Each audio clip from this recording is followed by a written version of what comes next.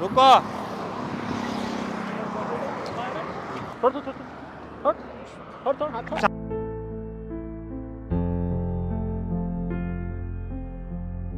જય માતાજી, જય શ્રી કૃષ્ણ. મિત્રો, અત્યારે અમે લોકો છીએ વડોદરાની અંદર અને વડોદરાની અંદર હાઈવે પર છીએ. મારી પાછળ તમે જોઈ શકો છો ગેલેક્સી મોલ અને આ સામેની બાજુ પાછળ L&T છે. અને ત્યાં અહીંયા આગળ પુલ પાસે અમને એક વ્યક્તિ દેખાણા જે ખૂબ જ ખરાબ પરિસ્થિતિમાં છે અને ઘણા દિવસથી આ રોડ પર રખડતા હોય એવું લાગે છે. મેં વાતચીત કરવાની કોશિશ કરી એમની સાથે, પરંતુ ભાગવા માંડ્યા હતા. એટલા માટે અમે ત્યારે એમને ત્યાં રહેવા દીધા, કેમ કે હાઈવે છે અને પ્લસ બીજું એ પુલ ઉપર હતા, બ્રિજ ઉપર. તો દરેક વાહનો પોતાની સ્પીડમાં, પોતાની ગતિ મર્યાદામાં આવતા હોય છે, જેથી એક્સિડન્ટ થવાની શક્યતા હતી. તો ત્યાં એમને રહેવા દીધા અને અમે નીચે આવી ગયા છીએ. અમે એમને વેઇટ કરીએ છીએ કે જેવા આવે એમને વાતચીત કરીએ, અને જો એવું લાગે કે મેન્ટલી ડિસ્ટર્બ વ્યક્તિ છે અને બહારથી કશેથી આવી ગયેલા છે તો આપણે એમને આપણી સાથે લઈ જઈએ અને એમના માટે જે પણ કંઈ સારી વ્યવસ્થા થાય એ આપણે અહીંયા વડોદરાની આસપાસ કરવાની કોશિશ કરીએ. તો વ્યક્તિ આવે છે, આપણે એમની રાહ જોઈએ છીએ. હમણાં તમને બતાવું એ વ્યક્તિ. એમની હાલત જુઓ તમે. क्या नाम है? क्या नाम है? क्या नाम है आपका? हाँ, खड़ा खड़ा हूँ. क्या नाम क्या है आपका? रुको तो सही. अरे खाना चाहिए, खाना देता हूँ मैं आपको. खाना चाहिए क्या? नाम तो बताओ. नाम नाम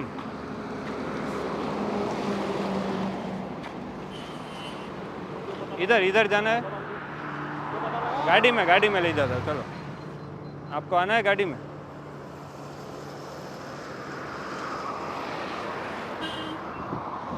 ओ भाई, रुको तो सही.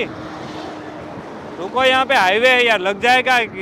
कोई वाहन पे लग जाएगा तो एक्सीडेंट हो जाएगा तो. रुको 2 मिनट.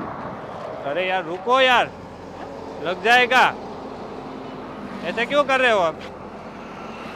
लग जाएगा तो. यहाँ पे देखो कितने वाहन आ रहे हैं. क्या है उसका? रुको.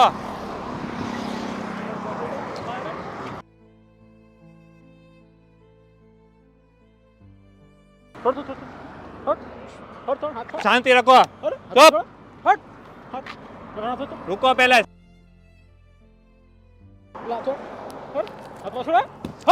हाथ नहीं छोड़.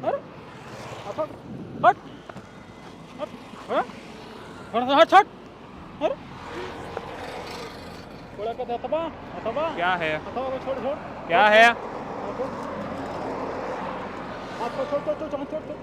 2 मिनट रुको.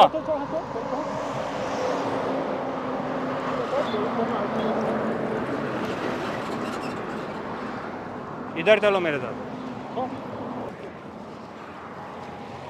इधर चलो. चलो यहाँ पे. 2 मिनट चलो. कहाँ जाना है आपको? कहाँ जाना है? उधर नहीं जाना है.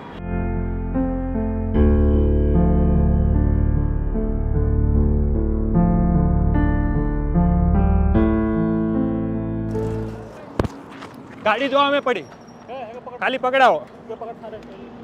गाड़ी में खाली બેસાડાવો, પછી હું ગાડી લેવા. પકડો. હાલો. बोल रहा हूँ चुपचाप चलो.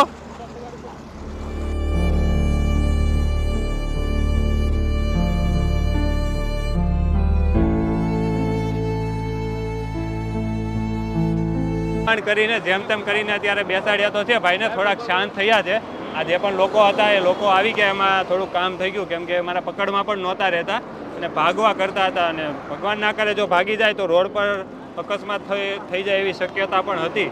પરંતુ ભાઈ લોકો આવી ગયા, બધા લોકો, અને સાથે મળીને એમને અત્યારે ગાડીમાં બેસાડ્યા છે. દરેકનો ખૂબ ખૂબ આભાર. કે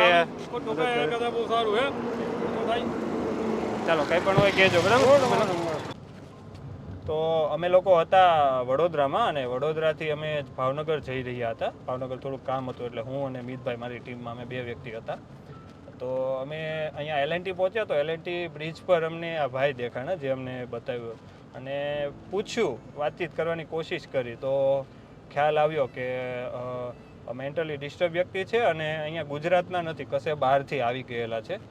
મેં અને મિતભાઈએ નક્કી કર્યું કે આપણે એમને અહીંયા વડોદરામાં જે આશ્રમ છે, અપનાઘર આશ્રમ, ત્યાં આપણે એમને લઈ જઈએ. અપનાઘર આશ્રમમાં કોલ કર્યો, પરંતુ એમની એમ્બ્યુલન્સ જે હતી એ બહાર ગયેલી હતી, તો એમને થોડોક ટાઈમ લાગે એમ હતો, બહાર ગઈ હતી. તો પછી અમે એવું કર્યું કે ચાલો આપણે આપણી ગાડી છે તો આપણે ગાડીમાં જ એમને રેસ્ક્યુ કરી અને આશ્રમ પહોંચાડ્યા. અને હું અને મિતભાઈ અમે રેસ્ક્યુ કરવા ગયા, પરંતુ ભાઈ ખૂબ જ જિદ્દી છે અને કંઈ બોલવા તૈયાર નહોતા. અને તું નિકલ નિકલ નિકલ, બસ આટલું જ તે કહેતા હતા.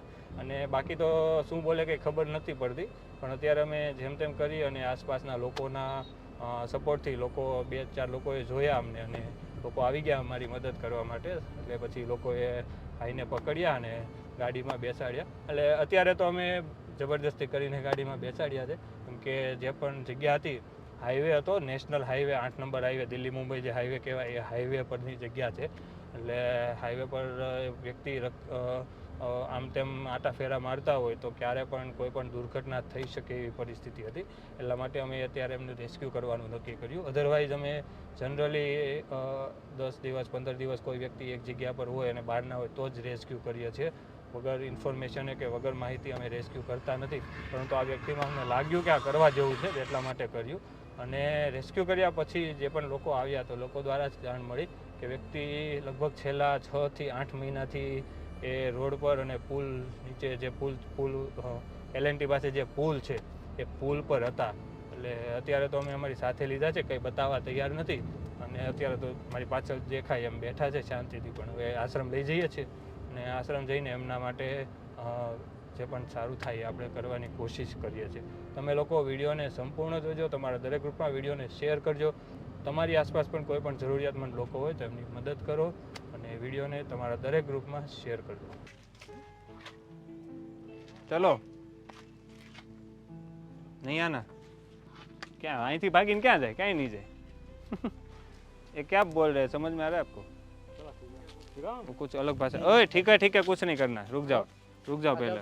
चलो खाना खाया, खाना खा लेना, खाना छोड़ है ना? हाँ कुछ वैसे ही लग रहा है. ओए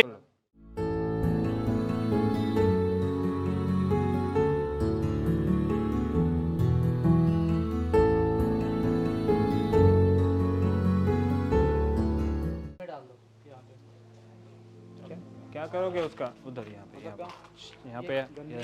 पे इसमें डालो.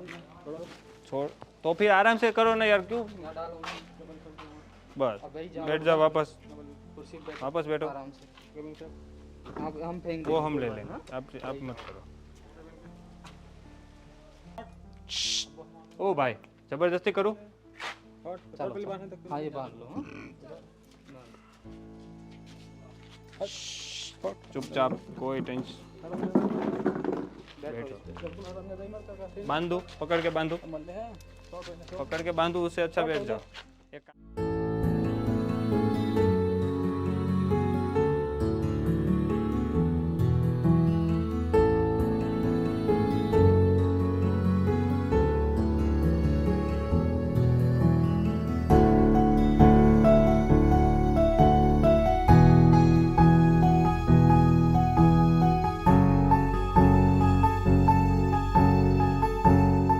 તો ફાઇનલી અમે એમને આશ્રમ પર મૂકી આવ્યા છીએ. અને નામ તો છેલ્લે સુધી અમને ના બતાવ્યું. ખૂબ જ જિદ્દી વ્યક્તિ છે, પરંતુ યુપી સાઈડની ભાષા બોલતા હોય એવું લાગ્યું અમને. અને ખૂબ જ જિદ્દી છે, ખબર નહીં કઈ રીતે ત્યાં રહેતા છે અને કઈ રીતે અહીંયા આવ્યા છે.